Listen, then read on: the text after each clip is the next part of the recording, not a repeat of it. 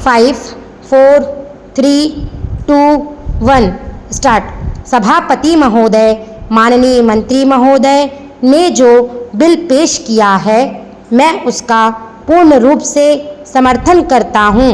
स्वतंत्रता प्राप्ति के पश्चात हमारा देश विश्व का सबसे बड़ा प्रजातंत्र बना। उस समय सभी देशवासियों ने यह सोचा था कि देश का शासन जनता के हाथ में होगा और इसके साथ ही साथ देश में समाजवाद कायम किया जाएगा। जनता को आशा थी कि देश में अब किसानों और मजदूरों का राज होगा।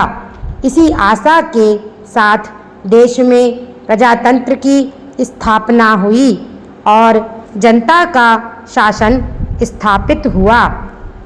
महोदय, मुझे दुख के साथ कहना पड़ रहा है कि स्वतंत्रता के 50 वर्षों के बाद भी हमारे देश में आम जनता को मूलभूत आवश्यकताएं उपलब्ध नहीं हो पा रही हैं। देश में बेरोजगारी दिन प्रतिदिन बढ़ती जा रही है। हमारे नवयुवकों में इससे बड़ा असंतोष है। आज भी हमारे देश में ऐसे कई गांव हैं जहां लोगों को पीने का पानी नहीं मिलता है।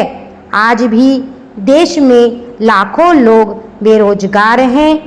आज भी लाखों की संख्या में ऐसे किसान हैं जो गांवों में बसे हुए हैं और जिन्हें अपनी मेहनत का पूरा पैसा नहीं मिलता है। देश में हजारों ऐसे लोग हैं जो अपने पुश्तैनी धंधों पर निर्भर करते हैं, लेकिन आज भी वे बेकार पड़े हुए हैं। उनको अपने काम के प्रति कोई प्रोत्साहन नहीं मिल रहा है। हमारे देश में विभिन्न योजनाएं बनती हैं, लेकिन इन समस्याओं के समाधान के लिए कोई कार्यवाही नहीं की जा रही है। सभापति महोदय, अब मैं कुछ रेलवे के बारे में कहना चाहता हूँ। मैं आपसे निवेदन करना चाहता हूँ कि मुझे अधिक समय दिया जाए, क्योंकि मुझे बहुत सी बातें कहनी हैं। कुछ समय पूर्व रेलवे मंत्री जी ने जिन परिस्थितियों में अपना काम संभाला, वे बहुत ही कठिन परिस्थितियां थीं। पिछली सरकार ने रेल की व्यवस्था को बहुत खराब कर दिया था।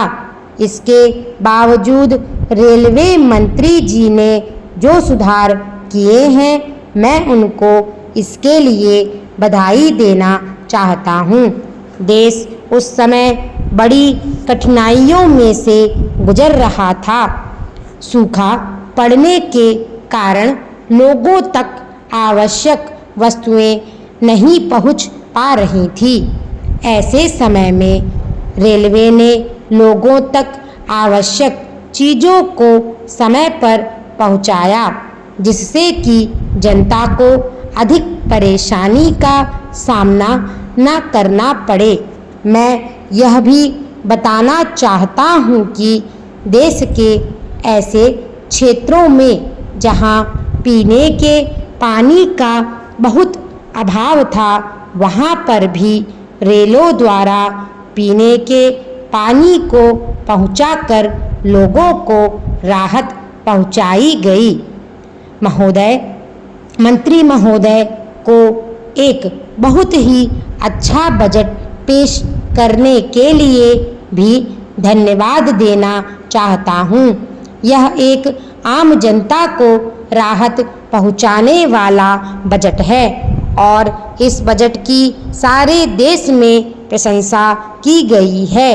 मंत्री महोदय ने रेलवे में बढ़ते हुए भ्रष्टाचार को समाप्त करने के लिए भी आवश्यक कदम उठाए हैं।